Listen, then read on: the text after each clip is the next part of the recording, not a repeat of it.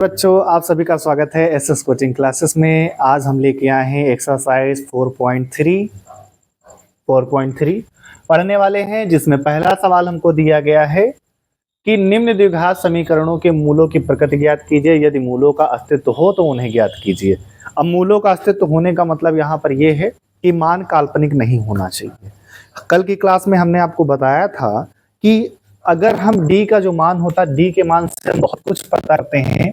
अगर अभी भी डी का मान 0 होता है तो मूल कैसे होते हैं? वास्तविक होंगे। वास्तविक होंगे मतलब इनका अस्तित्व होगा, वास्तविक होते हैं और साथ में कैसे होते हैं? समान होते हैं।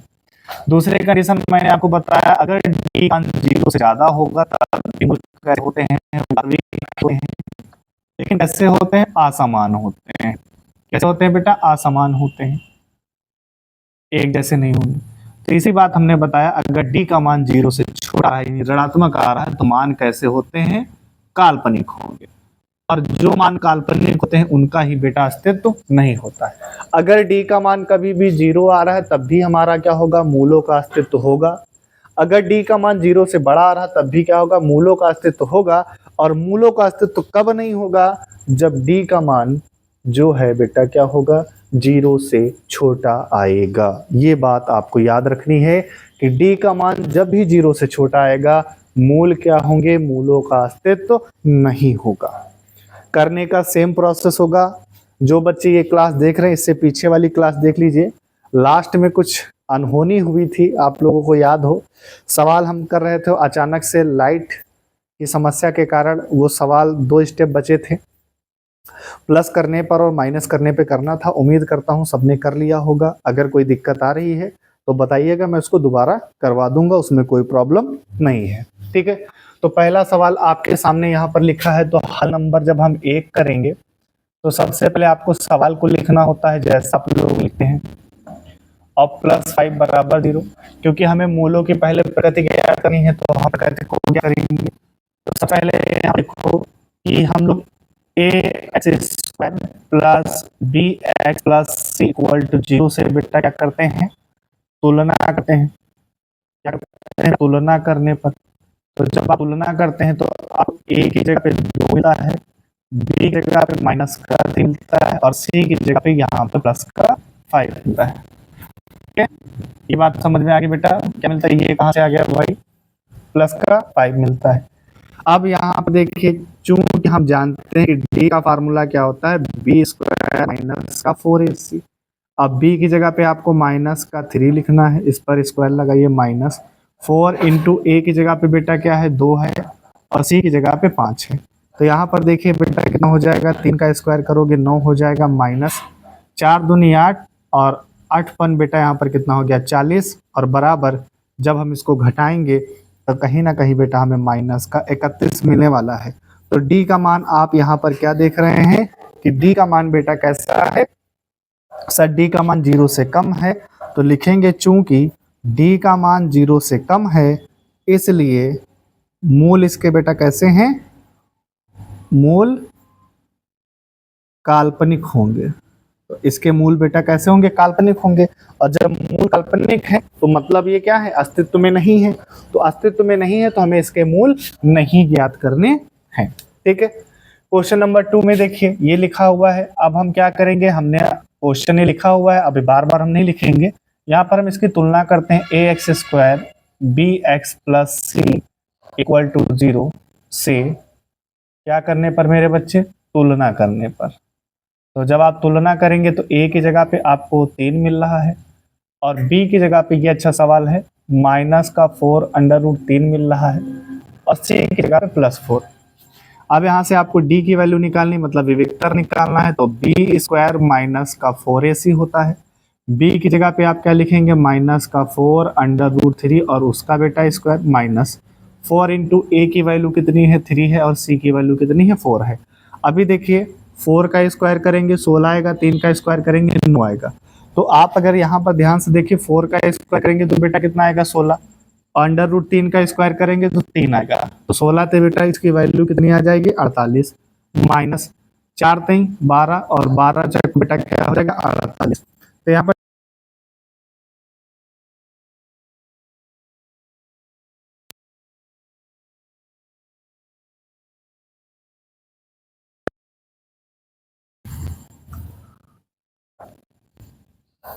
वास्तविक समान होंगे। क्या होंगे बेटा?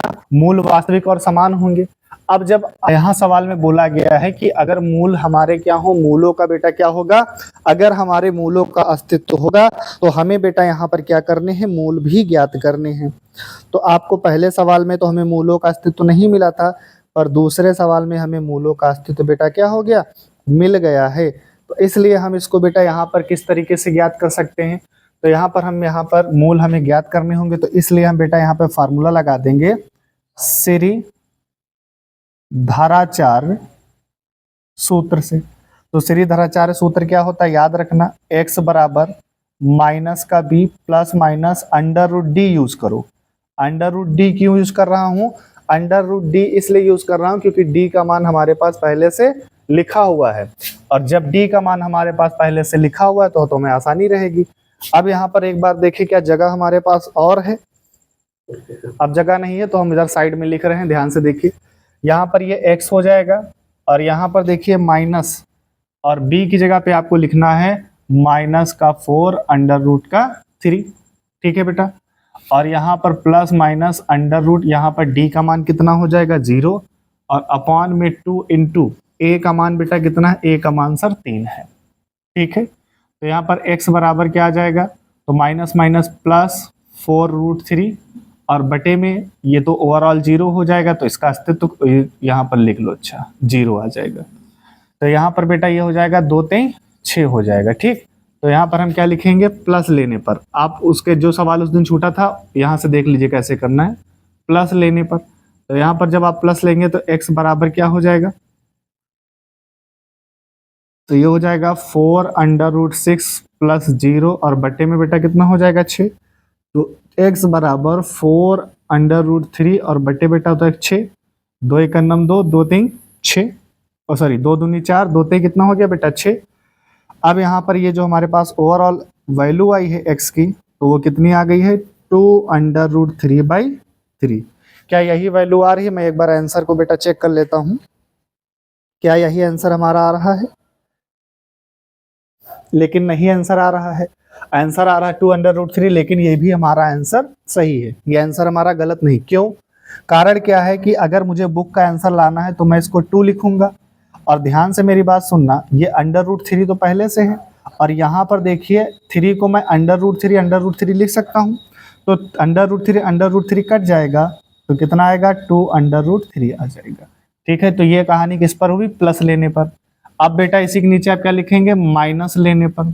तो जब आप माइनस लेंगे तो क्या हो जाएगा, x बराबर 4 अंडर रूट 3 माइनस का 0 बटे में 6। तो ये हमें मिलेगा x बराबर 4 अंडर रूट 3 बटे में 6, 2 1 2, सॉरी 2 दूनी 4, 1 याद आ जाता है, और 2 3 6। तो ओवरऑल वैल्यू हमें क्या मिली, 2 अंडर रूट 3। फिर से लाइट का बेटा दिक्कत आ गया,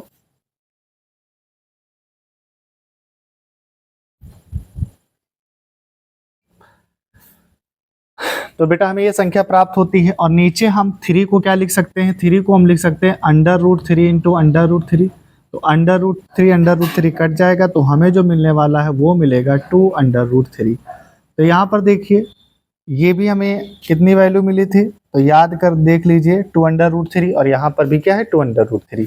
यही हम आपको समझाने की कोशिश कर रहे थे कि अगर d का मान कभी भी 0 आता है, मूल वास्तविक और समान होते, इस बात को हमने प्रूफ भी कर दिया। यहाँ पर भी x का मान 2/√3 है, और यहाँ पर भी x का मान 2/√3 है। क्यों आया ऐसा? क्योंकि यहाँ पर d की वैल्यू कितनी आई थी, 0 आई थी। ठीक है, तो ये सवाल नंबर 2 हो गया। अब हम इसके बाद बेटा देखेंगे सवाल नंबर 3। तो हम इसको रफ कर रहे हैं, स्क्रीनशॉट ले लीजिए इसका जल्दी से। चलिए अब हम बेटा सवाल नंबर 3 देख रहे हैं, तो हमें बोर्ड पर जगह चाहिए, इसलिए हमें मिटाना पड़ रहा है, और सिर्फ हम सवाल को लिखा रहने देंगे, बाकी चीजों को हम इरेज कर देंगे। चलिए अब यहाँ पर ध्यान से देखिए कि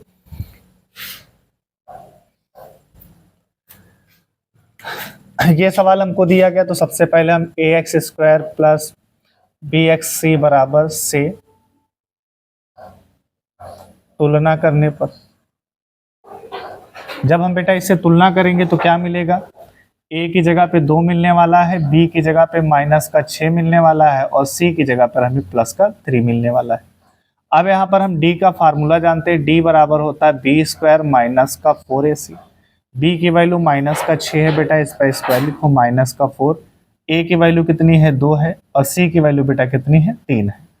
तो 6 छक 36 हो जाएगा। अब यहाँ पे देखो 4 दूनी 8 और माइनस 8 3 कितना हो जाएगा 24 आएगा और घटाओगे तो आपको मिलने वाला है 12। 6 में से 4 जाएगा 2, 3 में से 2 जाएगा 1, तो डी की वैल्यू 12 आ गई, यानी ये 0 से बड़ी है। तो आप लिखेंगे क्योंकि डी की वैल्यू 0 से बड़ी है इसलिए मूल वास्तविक व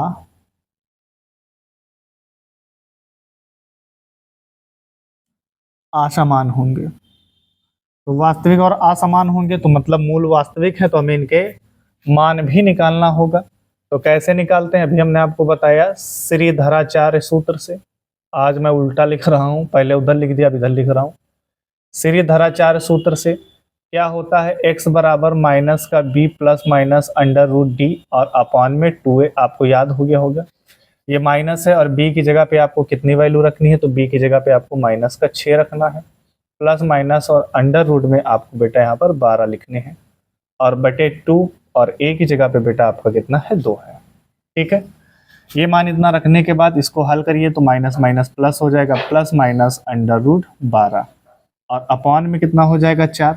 हम एक काम कर सकते हैं कि ये 6 है प्लस माइनस, अब यहाँ पे देखिए 12 को हम लिख सकते हैं 2 अंडर रूट 3। ऐसा क्यों, क्योंकि 4 तो 12 हो जाएगा, 4 का वर्गमूल 2 बाहर आ जाएगा, अंडर रूट 3 अंदर बच जाएगा। यहाँ से हमारे पास बचा 4। अगले स्टेप में हम क्या कर सकते हैं, इसमें से हम 2 कॉमन ले सकते हैं। तो जब 2 कॉमन लेंगे तो यहाँ पे बचेगा 3 प्लस रूट 3 और अपॉन में बेटा इसके कितना है 4 है, तो 2 1 जा 2, 2 2 जा 4, तो क्या बचने वाला है, बचेगा 3 प्लस रूट 3 और अपॉन में बेटा कितना बचा 2। तो ये प्लस माइनस लगा लीजिए क्योंकि ये प्लस माइनस है। फिर वही कहानी दोहराई जाएगी, इतिहास फिर से लिखा जाएगा, पूरी कहानी वही आ गई। प्लस लेने पर, तो जब आप प्लस लेंगे तो x बराबर क्या हो जाएगा 3 प्लस रूट 3/2। इसको और सॉल्व किया नहीं जा सकता। फिर बेटा क्या लिखोगे, माइनस लेने पर, तो ये x का एक मान आ गया क्योंकि अब इसको हल और नहीं किया जा सकता। तो माइनस लेने पर क्या होगा, x बराबर 3 माइनस अंडर रूट 3/2। तो यहाँ पर देखिए दोनों के दोनों मूल कैसे हैं, असमान है। वास्तविक हैं लेकिन बेटा कैसे हैं, असमान है। इस बात से ये यहाँ पर प्रूफ हो गया था, और सॉरी यहाँ से ये पता चल गया था और यहाँ पर हमने इस बात को प्रूफ भी कर दिया। तो इस तरीके से ये पहला सवाल आप लोगों को करना था और जल्दी से इसको नोट कर लीजिए। अब क्वेश्चन नंबर 2 की तरफ चलते हैं, इसको जल्दी से आप लोग नोट कर लीजिए। तो अब देखिए बेटा, ये क्वेश्चन नंबर आपका बेटा कितना है 2 है। 4.3 का दूसरा क्वेश्चन है, प्रत्येक द्विघात समीकरण में k का ऐसा मान ज्ञात करें कि उसके दोनों मूल बराबर हों।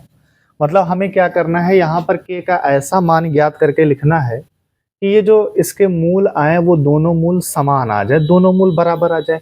तो k का हम कौन सा मान रख सकते हैं ये हमें पता करना है। तो सबसे पहले आप एक काम करिए, आपको सवाल दिया गया है, सबसे पहले आप इसकी आप d पर काम करिए। मूल बराबर है मतलब d पे काम करना है बस। तो इसके लिए हम क्या लिखेंगे, ax² bx प्लस c बराबर 0 से तुलना करने पर। तो जब आप बेटा इससे तुलना करोगे तो a की जगह पे आपको 2 मिलेगा, b की जगह पे आपको k मिलेगा और c की जगह पे आपको बेटा 3 मिलेगा। चूंकि मूल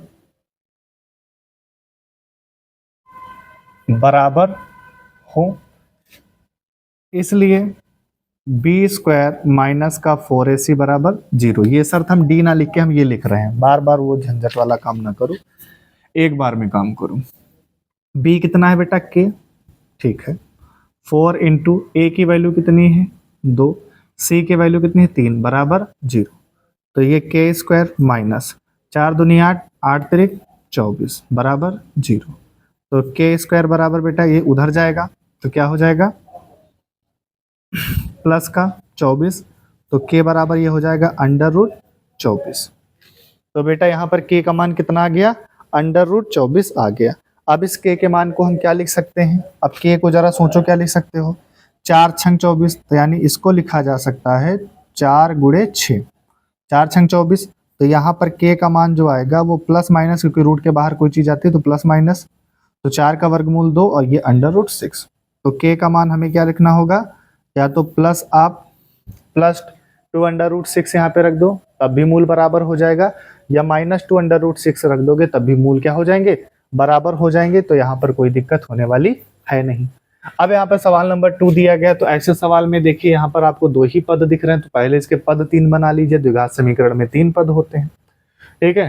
तो इससे इसका मल्टीप्लाई होगा तो ये हो जाएगा kx² प्लस या प्लस माइनस माइनस सॉरी, इससे इसका मल्टीप्लाई हो जाएगा 2kx हो जाएगा प्लस का 6 बराबर में बेटा कितना आ गया 0। यहाँ से इसकी आप तुलना करिए, ax² plus bx plus c बराबर 0 से क्या करने पर मेरे बच्चे, तुलना करने पर, आज हमारे वहाँ हवा बहुत अच्छी चल रही है तुलना करने पर, इसलिए यहाँ पर बेटा देखो k का मान a का मान कितना हो जाएगा, a का मान सर k हो जाएगा, b का मान बेटा कितना हो जाएगा तो माइनस का 2k हो जाएगा, और c का मान बेटा कितना हो जाएगा वो 6 हो जाएगा। चूंकि मूल बराबर हो इसलिए b² मूल बराबर हो या मूल बराबर हैं, ये लिख दीजिए, क्योंकि मूल बराबर, चलो हो ही लिख दो कोई दिक्कत नहीं है, क्योंकि मूल, या यहाँ पर ये ऐसे अच्छा नहीं लग रहा, इसको लिख लो बराबर मूलों के लिए, ये लिख लो ज़्यादा अच्छा लग रहा, बराबर मूलों के लिए कंडीशन होती है, तो यहाँ पर भी यही लिख लो बराबर, सही वो भी था पर ये ज़्यादा अच्छा लग रहा, बराबर मूलों के लिए, ठीक है, अच्छा ही लग रहा है। 4ac इक्वल टू क्या हो जाएगा 0। अब यहाँ पर ध्यान से देखो, b का मान कितना है माइनस का 2k, स्क्वायर कर दो -4 इंटू a का मान कितना है k, और c का मान बेटा कितना है 6 बराबर 0। यहाँ पे अगर इसका स्क्वायर करोगे तो ये 4k² मिलेगा माइनस 4 छंग 24 k, कितना मिल गया बेटा 24k बराबर में 0। इसको उधर पक्षांतर कर दो बेटा इसको, या फिर एक काम यहाँ से कर लो कि यहाँ से हम 4k को कॉमन ले लेते हैं, 4k कॉमन लेंगे, यहाँ से k बचेगा और ये माइनस का 6 बचेगा, ठीक, बराबर में 0। अब एक बार 4k बराबर क्या रखोगे 0। देखिए यदि 4k बराबर 0 हो तो k बराबर क्या हो जाएगा 0/4, इसलिए k बराबर क्या हो जाएगा 0। तो k का मान अगर आप 0 रख देंगे तो भी आपका ये समीकरण कैसा हो जाएगा, यानी दोनों मूल बराबर हो जाएंगे। तो यहाँ पर एक मान बेटा k का मान कितना आया है 0 आया है। दूसरे में देखिए यदि k -6 बराबर 0 है तो k बराबर कितना हो जाएगा 6। तो k का मान आप 0 रखिए चाहे 6 रखिए एक ही बात रहेगी, तो आप जो भी k का मान रखना चाहते हैं वो रख दीजिएगा। k का मान अगर आप 0 रख रहे हैं सोचिए जरा, तो जब k का मान यहाँ पे 0 रखेंगे तो खत्म हो जाएगा पूरा, तो इसलिए आपको k का मान कितना रखना होगा 6 रखना होगा, ठीक है बेटा। तो k का मान आपका यहाँ पर कितना आ गया बेटा 6 आ गया, ठीक है। तो इसलिए इस तरीके से बेटा हमने क्या किया, एक्सरसाइज 4.3 का सवाल नंबर 1 और सवाल नंबर 2 हम लोगों ने कवर कर लिया है। अब नेक्स्ट क्लास में हम पूरी कंप्लीट एक्सरसाइज को, हर एक्सरसाइज को हम लोग, ज़्यादा वीडियो बड़ा ना हो, ज़्यादा बच्चे बोर ना हो, इस वजह से हर एक एक्सरसाइज को हम लोग 2 भागों में डिवाइड करके उसका वीडियो बना रहे हैं, ठीक है बेटा। तो आज के लिए इतना ही, नमस्कार, जय हिंद, मिलेंगे नेक्स्ट क्लास में, तब तक के लिए इसको जरूर पढ़ लीजिएगा।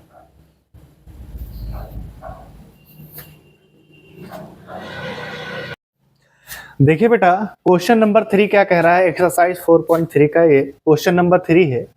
क्या एक ऐसी आम की बगिया बनाना संभव है जिसकी लंबाई चौड़ाई से 2 गुनी हो, उसका क्षेत्रफल 800 मीटर स्क्वायर हो, यदि है तो उसकी लंबाई और चौड़ाई ज्ञात कीजिए। पहले तो यहाँ पर आपको बेटा ये ज्ञात करना है क्या वास्तव में ऐसी बगिया बनाना संभव है कि नहीं है? तो सबसे पहले यहाँ पर हम लोग ये देखेंगे कि जो आम की बगिया है, यानी लंबाई उसकी अलग है और चौड़ाई अलग है। तो यानी बाग जो है हमारा वो कैसा है? आयताकार है। पहली बात आपको ये समझना होगा, यानी बाग हमारा कैसा है? आयताकार है। तो सबसे पहले आप यहाँ पर एक बाग का चित्र बना लीजिए। एक आयताकार बाग है, ये हमें समझ गए। और हम मान लेते हैं ये बाग की यहाँ पर बेटा ये इसकी लंबाई है और ये इस बाग की बेटा क्या है? चौड़ाई है। तो ये बाग की लंबाई हो जाएगी, ये चौड़ाई है और ये क्या है? इसकी लंबाई है। तो लंबाई और चौड़ाई दी गई है, ठीक है। और कहा गया इसका जो क्षेत्रफल है, क्षेत्रफल मतलब इसका जो ए वाला एरिया है, इसका जो क्षेत्रफल है वो 800 मीटर स्क्वायर है, ठीक है, ये दिया गया है। फिर क्वेश्चन में क्या कह रहा है? क्या एक ऐसी आम की बगिया बनाना संभव है जिसकी लंबाई चौड़ाई से 2 गुनी हो? तो अगर मान लीजिए इसकी जो चौड़ाई है हमने बेटा x माना, ये इसकी चौड़ाई क्या है? x है, तो इसकी लंबाई कितनी हो जाएगी? 2x, क्योंकि चौड़ाई से लंबाई कितना है? 2 गुना। हमने यहाँ पर इस क्वेश्चन के बेसिस पे हमने ये बात लिख लिया। अब यहाँ पर आप क्या लिखेंगे? हल में लिखेंगे माना बगिया की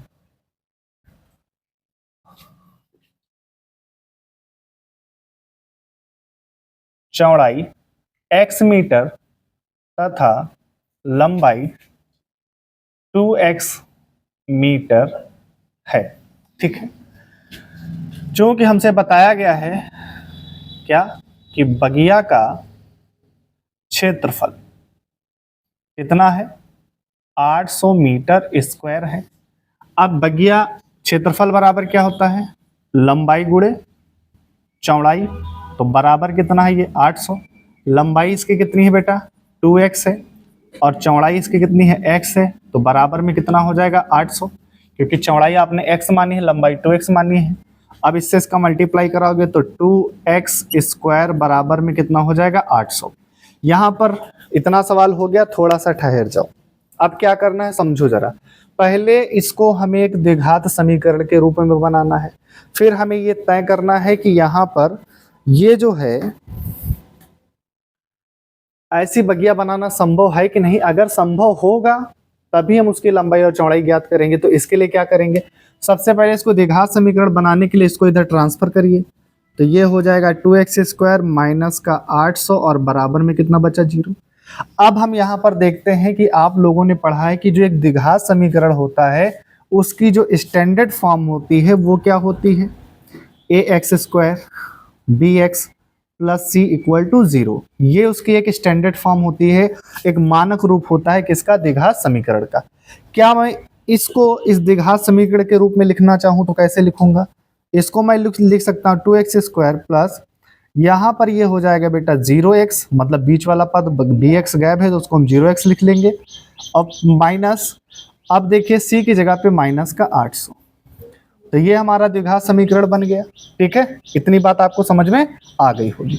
अब यहाँ पर इसको हमने द्विघात समीकरण रूप में लिख लिया, तो अब हम यहाँ पे क्या लिखेंगे? ax स्क्वायर bx प्लस सी से क्या करने पर मेरे बच्चों? तुलना करने पर। तो जब हम बेटा इसकी तुलना करेंगे तो देखिए a हमें कितना मिलेगा? सर a आपको 2 मिल जाएगा। सर b कितना मिल जाएगा? 0 मिल जाएगा। तो सर c कितना मिल जाएगा? तो माइनस का 800 आपको c मिल जाएगा। क्या इतनी बात समझ में आ गई? अब हमें ये भी तो पता करना है कि जो इसकी भुजाएं लंबाई और चौड़ाई आएंगी क्या वो पॉसिबल है कि नहीं है। तो इसके लिए हम लोग सबसे पहले यहाँ पर क्या निकालते हैं? d निकालते हैं, क्योंकि कल हमने d के केस में देखा था अगर d की वैल्यू 0 आ रही थी तो मूल बराबर होंगे। और चूंकि यहाँ पर पहले से ही लंबाई चौड़ाई अलग अलग है तो इसका मतलब हमारे मूल वास्तविक यानी असमान आने के चांसेस हैं, लेकिन उसको हमें चेक करना होगा। मतलब यहाँ पर जो d की वैल्यू आएगी वो 0 से ज्यादा आएगी। तो इसको एक बार चेक कर लेते हैं। देखिए चूंकि हम जानते हैं कि d बराबर होता है b स्क्वायर माइनस का 4ac। इतना आप लोगों ने अभी पीछे मैं आपको पढ़ा के आया हूं, और इससे पहले जो हम लोगों ने आपको क्लास बताई थी जिसमें हमने उदाहरण कराए थे तो वहां पर भी इसका यूज हुआ है। अभी पीछे के कुछ सवाल हम लोगों ने इस फार्मूले पे किए हैं। अब यहाँ पर b की जगह पे वैल्यू रखनी है आपको 0, तो यहाँ पर बेटा हो जाएगा 0 का स्क्वायर क्लियर है? -4 इंटू ए की वैल्यू है 2 और सी की वैल्यू बेटा है -800। तो यहां से अब आप जब इसको और हल करेंगे तो क्या मिलने वाला है? तो डी बराबर, ये तो 0 0 हो जाएगा, इसका काम खत्म, और ये माइनस माइनस बेटा क्या हो जाएगा? प्लस। और यहां पर देखो 4 दूनी 8 और 8 64, कितना मिला? 8 64। मतलब इस बात से यहां पर एक बात तो ये सिद्ध हो गई कि डी का मान ना तो निगेटिव नहीं आया, अगर डी का मान निगेटिव आ जाता मतलब इसके मूल काल्पनिक हो जाते, जिसको हम क्या, जो मतलब कोई निकाल ही नहीं सकता था, ये मान लीजिए, हम क्या आप क्या कोई भी निकाल सकता। अगर डी का मान यहाँ पे 0 हो जाता तो मूल काल्पनिक हो जाते हैं। सिर्फ कल्पना कर लीजिए, हाँ इतना होगा, नारायण नारायण करते रहिए, बस कुछ नहीं होने वाला। तो जब डी का मान 6400 आ गया, इसका मतलब ये हुआ कि सर हाँ, ऐसी बाग का निर्माण करना संभव है। ठीक है, अगर संभव है तो हम इसका अब यहां पर हम लिखेंगे चूंकि डी की वैल्यू 0 से ज्यादा है, इसलिए मूल वास्तविक तथा असमान होंगे। अर्थात कहने का तात्पर्य यह है कि ऐसी बगिया को बनाना संभव है। ठीक है, इतना काम आपको कर लेना है। भाई उसने क्वेश्चन में क्या कहा है? क्या एक ऐसी आम की बगिया का बनाना संभव है जिसकी लंबाई इतना हो? तो भाई मैंने निकाल लिया, मुझे पता हो गया, हाँ सर संभव है। अगर संभव है तो फिर कह रहा कि लंबाई और चौड़ाई ज्ञात करो, तो ज्ञात कर लो। तो इसको हम कैसे ज्ञात करेंगे? तो देखिए, हम लोगों ने फार्मूला अभी पीछे पढ़ा था, श्रीधरा, पिछली क्लास जब हमने उदाहरण कराए थे वहां पर पढ़ा था श्रीधराचार्य सूत्र। तो श्रीधराचार्य सूत्र क्या होता है? x बराबर माइनस का b plus minus under root D, और अपॉन में बेटा कितना हो जाएगा? तो अपॉन में आपका होता है 2a। अब इनके मानों को यहाँ पे भरेंगे तो माइनस, और b की वैल्यू तो बेटा कितनी है? 0 है। यहां से देख लीजिए b के मान 0 है तो b का मान 0 लिखिए, plus minus under root D का मान कितना है? तो आप देख रहे हैं सर 6400 आया। अपॉन में देखिए बेटा 2, और इंटू ए की वैल्यू बेटा कितनी है? सर ए की वैल्यू है 2।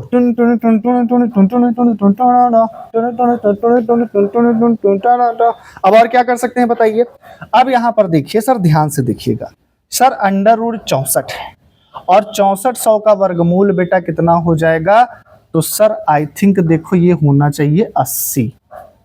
कितना होना चाहिए? 80। देखो 64 को हम लिख सकते हैं 8 गुणे 8, और 100 को लिख सकते हैं 10 गुणे 10। 8 64, 2 0 6400 हो गया। तो इसको हम बेटा क्या लिख सकते हैं? तो इसका वर्गमूल कितना हो जाएगा? 8 दहम 80। तो इसका वर्गमूल कितना आ गया? 80। इसका काम खत्म हो गया, खल्लास। तो ये प्लस माइनस आया 80। नीचे बेटा कितना है? तो नीचे सर कितना है? 4 है। ठीक है, 4 एकन्नम 4, 4 दूनी 8। तो x बराबर क्या आने वाला है सर? Plus minus 20। ठीक है, x बराबर क्या है बेटा? प्लस माइनस 20 आ गया।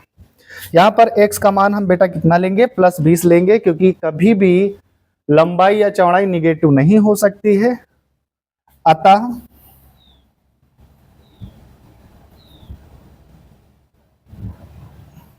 x का मान 20 है। लिख दीजिए, क्या दिक्कत जा रही है? अतः x का मान बेटा कितना है? 20 है। अब सोचो जरा, अब एक दिमाग और लगाओ।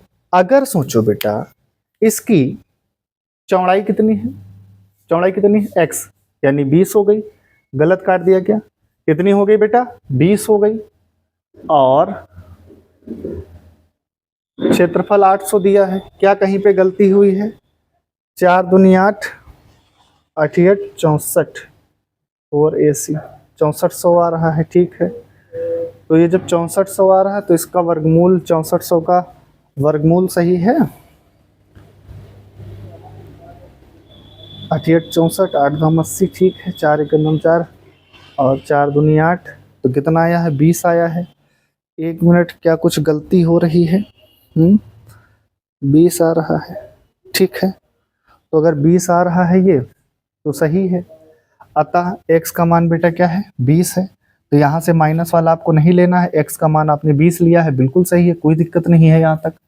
तो हम बताइए, हम बता भी सकते हैं, अतः यहाँ पे लिख देते हैं, अतः x का मान 20 है, ठीक है। तो हम ये कह सकते हैं,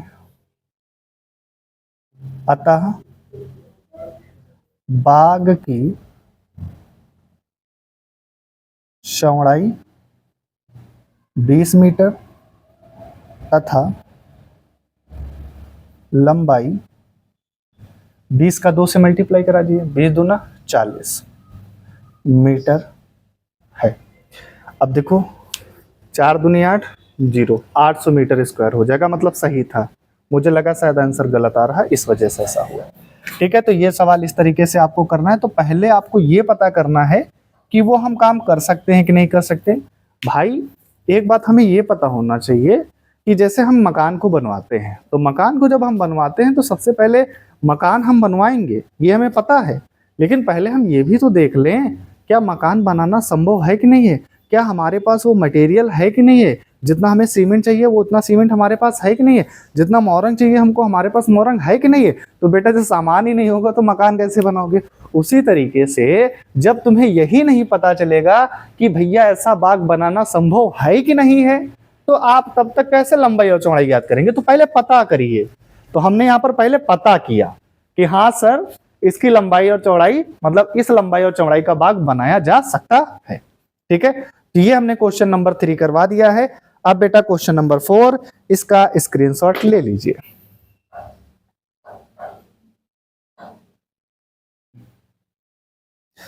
तो बेटा क्वेश्चन नंबर 4 ये भी अच्छा है, उसी तरीके से आपको करना है। पहले तो काम यही करना है आपको कि सर क्या ऐसा संभव हो सकता है। अगर संभव हो सकता है तब हम जाके फाइनल काम करेंगे। भाई पहले तो चेक कर लो ना कि संभव है कि नहीं है। तो जैसे देखिए एज के हमने इससे पहले भी आपको क्वेश्चन बनवाए हैं, बताया है, करने का तरीका आपको आता है, फिर भी हम आपको यहाँ पर बताते हैं, इसको थोड़ा सा समझिएगा।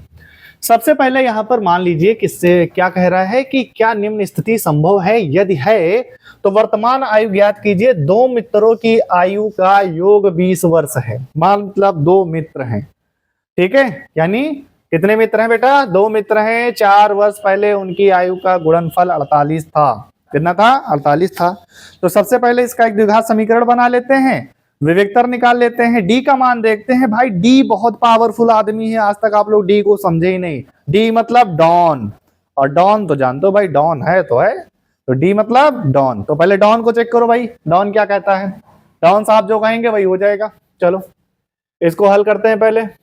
चलो क्या कह रहे हैं, 2 मित्र हैं, मान लेते हैं 2 मित्र हैं, एक ए है दूसरा बी है। 2 मित्र हैं, मान लेते हैं, मानने में क्या जा रहा है यार, 2 मित्र हैं, डॉन साहब ने कह दिया, मान लेते हैं 2 मित्र हैं। और 2 मित्रों की वर्तमान आयु, चलो वर्तमान लिख देते हैं। अगर मान लीजिए एक की वर्तमान, 2 मित्रों की वर्तमान आयु का योग कितना है, 20 है। अगर एक की x है तो दूसरे की 20 - x होगी। ऐसे सवाल हमने आपको बताए हैं। ऐसा क्यों, इन दोनों को जोड़िए, x + 20 - x, x कट जाएगा, 20 ही तो आएगा। तो ये लो, इनके 2 मित्रों की आयु का योग इतना है। चलो दूसरी घटना क्या दिया, 4 वर्ष पहले, तो लिख दो भाई कितना वर्ष पहले। ऐसे सवाल बहुत बनवाए हैं, 4 वर्ष पहले, जब भी उम्र के सवाल आए ऐसे ही बनाइए। तो 4 वर्ष पहले इसकी उम्र कितना हो गया, x - 4 हो गया। इसकी उम्र कितना हो गया सर, 20 - 4 था, इसमें से 4 और घटाओगे, सॉरी 20 - x था, इसमें से 4 और घटाओगे, तो सर कितना बचेगा, सर 16 - x बचेगा। ये लो इतना काम कर लिया। चलो भाई चले, तो अब अकॉर्डिंग टू क्वेश्चन चलते हैं। अकॉर्डिंग टू क्वेश्चन, अब अकॉर्डिंग टू क्वेश्चन क्या कह रहा है, ध्यान से सुनो। 4 वर्ष पहले इनकी आयु का गुणनफल, 4 वर्ष पहले इनकी उम्र इतनी थी, इनकी उम्र इतनी थी, तो इनका गुणनफल तो कितना हो जाएगा, x - 4 16 - x = 48। इतना था ना, इनका गुणनफल 48 था। क्लियर है। अब इसे इसका मल्टीप्लाई कराइए, 16x - x² - 16 × 64 एंड +4x = 48। इनका इनका दोनों का मल्टीप्लाई करा दिया, पहले इससे इन दोनों का मल्टीप्लाई कराया, फिर इससे इनका दोनों का मल्टीप्लाई करा दिया। क्लियर है? चलो क्या करें, माइनस को हटाओ, तो माइनस को हटाना है, क्या करेंगे पहले इसको देख लेते हैं। ये बाबू 16x है, ये 4x है, तो कितना हो जाएगा 20x, ये माइनस का x स्क्वायर, और ये बेटा माइनस का 64 है, इसको भी इधर बुला लो, तो माइनस का 48 बराबर 0। यहाँ से देखिए एक्स स्क्वायर माइनस में इसका कॉमन माइनस ले लीजिए, तो यहाँ से एक्स स्क्वायर फिर 20x, या एक बार और लिख लेते हैं ताकि आपको समझ में आना चाहिए भाई। चलो समझ में ना बेकार है, चलो ऐसे लिख लो 20x माइनस का एक्स स्क्वायर, माइनस माइनस है बेटा एक जैसे हैं, एक ही बिरादरी के हैं, तो जुड़ जाएंगे, तो माइनस 8 4 12 का 2, 6 4 10 11 बराबर में कितना हुआ 0। ये एक्स स्क्वायर पे माइनस है, तो उसको प्लस बनाने के लिए माइनस कॉमन लोगे, बाकी सबके साइन बदल जाएंगे, तो प्लस वाला माइनस एक्स स्क्वायर, माइनस वाला प्लस हो गया, और प्लस वाला माइनस हो जाएगा, और माइनस वाला प्लस हो जाएगा। क्लियर है?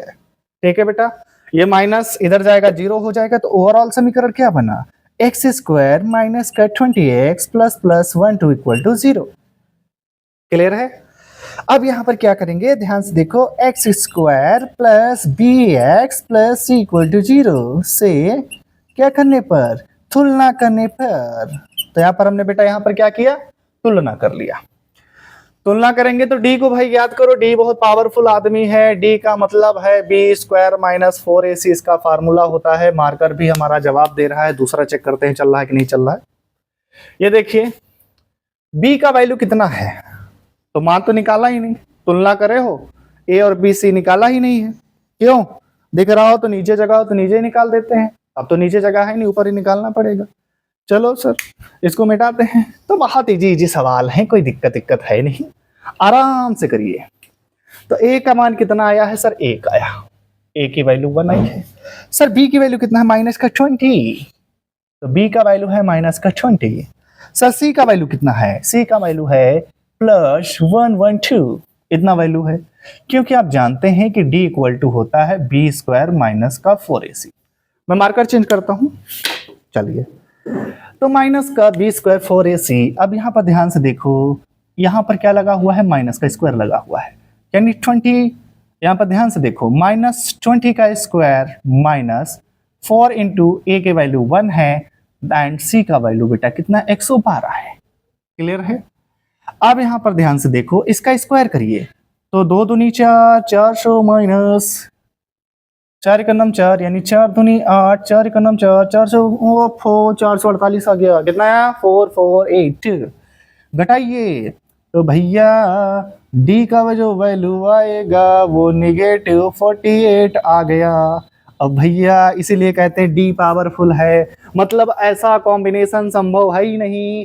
4 वर्ष पहले इनकी आयु का गुणनफल 48 नहीं था, ये डी भाई ने हमको बता दिया, डॉन साहब ने बता दिया, और डॉन साहब ने बता दिया तो हम क्या लिखेंगे, हम कहेंगे भैया कि जो डी हैं वो 0 से छोटे पड़ गए, और जब डी जो छोटे पड़ गए इसलिए मूल बेटा क्या होंगे, काल्पनिक होंगे। बस कल्पना कर लो, हाँ ऐसा हो सकता है, मूल काल्पनिक होंगे, अर्थात यह स्थिति है ना बेटा संभव नहीं है। तो भैया जब स्थिति संभव नहीं है तो काहे को आप एक्स का मान निकाल ही नहीं सकते, डी नेगेटिव आ गया, कभी भी एक्स का मान यहाँ से। देखिए बेटा पांचवा और अंतिम सवाल क्या कह रहा है, क्या परिमाप 80 मीटर तथा क्षेत्रफल 400 मीटर स्क्वायर के एक पार्क को बनाना संभव है, यदि है तो उसकी लंबाई और चौड़ाई ज्ञात कीजिए। सबसे पहली बात तो ये हमें दादा साहब से पूछना पड़ेगा, किससे, डी दादा से, और डी दादा से जब हम पूछेंगे तभी हमें पता चल पाएगा कि सर ऐसा, मतलब उनके थोड़ा सा ऑर्डर आदेश चाहिए ना, बनाना है कि नहीं बनाना, तो वो चेक कर लेंगे अभी। तो क्या ऐसा पार्क बनाना संभव है कि नहीं है। तो सबसे पहले यहाँ पर ये तो हमको बताया गया नहीं कि पार्क है कैसा, आयताकार है कि पार्क हमारा वर्गाकार है, लेकिन हमें ये कोई हिंट नहीं दी गई है, तो हम ये मान के चलते हैं कि पार्क जो है वो कैसा है, आयताकार है। हम अपने हिसाब से इसको मान लेते हैं कि पार्क कैसा है बेटा, आयताकार है या वर्गाकार, जो भी आप जो बताओ। चलो हम आयताकार हम मान के, फिलहाल के लिए आयताकार हम मान के चल रहे हैं, ठीक है। और हम जानते हैं कि यहाँ पर ये जो आयताकार पार्क है, ये इसका जो क्षेत्रफल दिया है वो 400 मीटर स्क्वायर दिया है, और इसके चारों तरफ की जो बाउंड्री है यानी इसका जो परिमाप है वो परिमाप इसका दिया गया बेटा कितना, 80 मीटर, और इसका क्षेत्रफल कितना दिया गया है, तो आपको पता है ये 400 मीटर स्क्वायर दिया गया। ठीक है, तो सबसे पहले यहां पर हम क्या लिखेंगे, माना पार्क की चौड़ाई बराबर x मीटर। ठीक, अब x मीटर है तो अब हम परिमाप दिया उसकी सहायता से हम लोग लंबाई निकाल लेंगे। ठीक है, तो कैसे निकालेंगे, क्योंकि आयताकार पार्क का परिमाप वो बेटा कितना है, वो सर आपका है 80 मीटर। आयताकार परिमाप का फार्मूला होता है 2l प्लस बी, मतलब 2 लंबाई गुणे लंबाई प्लस चौड़ाई इक्वल टू कितना है बेटा 80। चलो दादा रे दादा कट गया बाबूजी, l चलो l प्लस चौड़ाई कितनी माने हो बेटा x बराबर 40। तो l इक्वल टू, इसको उधर ट्रांसफर करोगे, ये लंबाई है बेटा, क्या है लंबाई, इसको उधर ट्रांसफर करोगे तो ये हो जाएगा 40 माइनस x मीटर। तो लंबाई कितनी आ गई, मैं लिख देता हूं ताकि आपको पता चले कि जो l है वो बेटा लंबाई है, तो लंबाई हो गई। चूंकि हम जानते हैं कि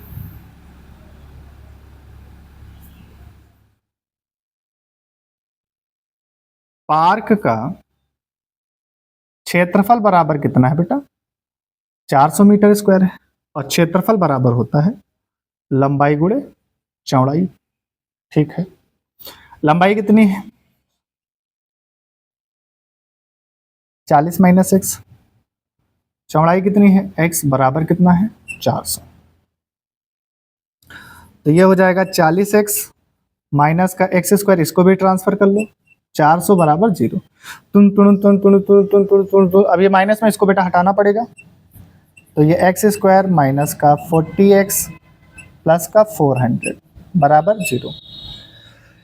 ये माइनस इसके पास जाएगा, इसके बटे में तो 0 हो जाएगा, तो क्या बचेगा x स्क्वायर माइनस का 40x प्लस का 400 इक्वल टू 0। ये हमारे पास समीकरण हो गया, क्लियर है। अब इसकी तुलना करो, ax square plus bx plus c equal to 0 से क्या करने पर, तुलना करने पर। अब जब आप इससे तुलना करेंगे बेटा तो a का वैल्यू कितना मिलेगा 1, b का वैल्यू कितना मिलेगा सर माइनस का 40। ठीक है, सर c का वैल्यू कितना मिलेगा 400। चलो अब डॉन साहब आ गए, बी स्क्वायर माइनस का 4ac, बी कितना है माइनस का 40, चलो स्क्वायर करो 4 इंटू a1, सी कितना है 400। वेरी गुड, बहुत बढ़िया। चलो इसका स्क्वायर करोगे 1600 आएगा, 4 चौको 16 माइनस 4 का नाम 4, 4 चौको 16 है ना बेटा, 4 का नाम 4, 4 चौको 16, मतलब इक्वल टू कितना आ गया 0। डी का मान आ गया 0। आप भैया डी का मान कभी भी माइनस में ना, बस सब संभव है। तो क्या लिखोगे, चूंकि डी का मान बराबर है इसलिए पार्क बनाना संभव है, पार्क अतः इसलिए लिख देते हैं मूल बराबर व समान होंगे। अब लो, इसका मतलब तो यह हुआ कि पार्क वर्गाकार है ना, क्योंकि लंबाई चौड़ाई बराबर अब आएगी क्योंकि मूल बराबर हो गए। यहाँ से पता चल गया कि पार्क हमारा कैसा वर्गाकार है, हमने माना आयताकार था, कोई बात नहीं, तो समझाने के लिए माना था। यहाँ से कोई दिक्कत नहीं रहती क्योंकि हमें दिया नहीं है क्या, तो आप कुछ भी मान सकते हो, बाद में पता चल रहा है। चलो, अतः पार्क बनाना क्या है मेरे बच्चों, चुटकियों का खेल है, मतलब संभव है। तो कैसे बनाते हैं देखो जरा, x इक्वल टू माइनस का b plus minus under root का d अपॉन का 2a, माइनस b की वैल्यू कितनी है माइनस का 40 है, दिख रहा होगा आपको, फिर माइनस 4 इंटू a की वैल्यू 1 है, सी की वैल्यू 400 है। अपॉन में कितना है सर, 2 1 जा 2। क्लियर है। चलो इसको हल करोगे तो 40 आएगा प्लस माइनस 4 छक्को 16 अंडर रूट 1600 आने वाला है। प्लस माइनस यहाँ पे अंडर रूट लगा लो बेटा, बताते नहीं हो तुम लोग। ओहो गलती हो गई, गलती हो गई, गलती हो गई। गलती ये हुई है कि सर डी का मान तो हमें ज्ञात ही है, तो डी का मान तो निकालने का कोई जरूरत है ही नहीं। डी का मान निकालने की कोई जरूरत है ही नहीं। ठीक है बेटा, तो हमें डी का मान निकालने की कोई जरूरत है ही नहीं, तो हमसे हो गया है गलती, नहीं ये है गलता। अब ये जब गलता हुआ तो इसको सुधारते हैं, तो अंडर रूट 0 आ जाएगा ना। चलो तो माइनस माइनस प्लस का 40 हो जाएगा, प्लस माइनस यहाँ पर 0 आपका आ जाएगा, 0 का वर्गमूल 0 और यहाँ पर 2। तो ओवरऑल वैल्यू जो हमको बचने वाली है तो ये x आ गया हमारे पास। तो यहाँ पे लिख देता हूँ, क्या करने पर, प्लस लेने पर। तो जब प्लस लोगे तो x बराबर क्या आएगा, 40 प्लस 0 बटे में 2 है ना बेटा। 40 प्लस इसको जोड़ोगे तो कितना आ जाएगा बेटा, 40 बटे 2 और ये बटे 20। तो x बराबर कितना आ गया, 20 मीटर आ गया। कितना आया, 20 मीटर आ गया। क्लियर है। इसका दूसरा मान निकालेंगे माइनस लेने पर। तो जब आप माइनस लेंगे तो x बराबर 40 माइनस 0 बटे 2। तो x बराबर कितना आ जाएगा, 40 बटे 2, काट दोगे तो 20 बार में जाएगा। तो x बराबर कितना आ गया, 20। तो x के दोनों ही मान बेटा कैसे आ रहे हैं, 20 आ रहे हैं, क्योंकि यहाँ से पता चल चुका था कि मूल क्या होंगे, समान होंगे। अब बगिया आयताकार ही होगी। गलती से मैंने आपको वहाँ पर ध्यान नहीं दिया था और मैंने आपसे कहा था कि बाग कैसा हो जाएगा, वर्गाकार होगा, पर ये होगा नहीं, क्योंकि यहाँ पर देखिए चौड़ाई कुछ और है और इसकी लंबाई कुछ और है। तो हम क्या लिखेंगे, अतः पार्क की चौड़ाई बराबर 20 मीटर तथा लंबाई, तो 40 में से 20 घटा दोगे तो बराबर 20 मीटर। चलो तो ये इसका आंसर हो गया। ठीक है। अब यहाँ पर लास्ट में वैल्यू भी आ रही है, देखो 20 20, लंबाई और चौड़ाई, 2 दूनी 4, 400। हाँ, लंबाई और चौड़ाई बराबर है, यानी पार्क हमने जो पहले बताया था सही था। यानी पार्क जो आपका होने वाला है बेटा कैसा होगा, वर्गाकार ही पार्क आपका होगा। ठीक है। तो इस तरीके से एक्सरसाइज 4.3 खलास, यानी चैप्टर नंबर 4 भी खत्म। अब नेक्स्ट क्लास में हम नए चैप्टर के साथ मिलेंगे, तो बेटा पढ़ जरूर लेना, इसको तैयार कर लेना। तो आज के लिए इतना ही। नमस्कार, जय हिंद।